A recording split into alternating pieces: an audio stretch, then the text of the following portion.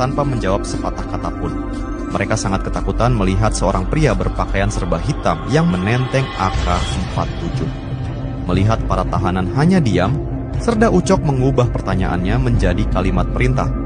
Dengan suara lantang, dia berteriak, "Siapa saja di sel ini yang bukan anggota Diki Ambon, cepat menyingkir."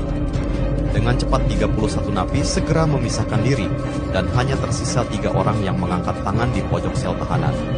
Tubuh mereka terlihat bergetar karena ketakutan. Tanpa sepatah kata pun, Serda Ucok memuntahkan timah panas ke arah 3 tahanan tersebut. Lantai sel tahanan langsung dibanjiri cairan merah. Suara rentetan letusan terus terdengar, hingga AK-47 yang ada di tangan Serda Ucok macet. Bersamaan dengan itu, tubuh 3 tahanan ambruk dan terlihat jelas bahwa mereka telah kehilangan nyawa. Serda Ucok kemudian keluar sebentar untuk berganti AK-47 dengan salah satu anggota Kopassus yang berjaga di depan pintu sel. Dia kemudian kembali berteriak, "Di mana yang satu lagi?" Puluhan napi pun menyingkir dan hanya menyisakan 1 tahanan yang berdiri di dekat kamar mandi dalam keadaan keringat dingin. Dan lagi-lagi, tanpa sepatah kata pun, AK-47 di tangan Serda Ucok menyala, memuntahkan timah panas ke arah tahanan tersebut. Tubuhnya pun ambruk sama seperti 3 rekannya yang lain. Setelah memastikan geng Diki Ambon telah kehilangan nyawa, Serda Ucok dan prajurit Kopassus lainnya segera meninggalkan lapas. Sebelumnya, mereka sempat mendatangi ruangan CCTV dan mengamankan semua rekaman. Aksi mereka malam itu dilakukan hanya dalam waktu 15 menit, menggambarkan betapa mereka sangat terlatih dan taktis. Setelahnya, para anggota Kopassus itu memisahkan diri. Ada yang pulang ke markas dan ada juga yang kembali ke kamp pelatihan di Gunung Lawu.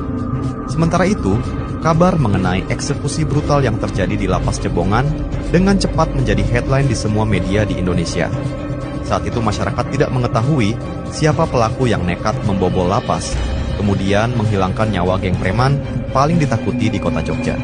Dan ketika semuanya berhasil diungkap, Serda Ucok dan 11 anggota Kopassus lainnya yang beraksi di malam itu justru menerima hal yang tidak pernah disangka.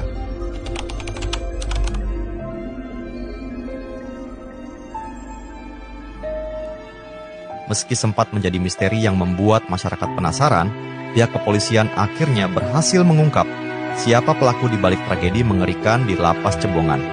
Mereka adalah anggota TNI dari pasukan Kopassus.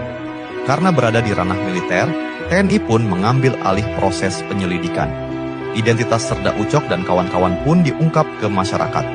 Mereka ditetapkan sebagai tersangka penghilangan nyawa secara brutal terhadap geng preman Diki Ambon di lapas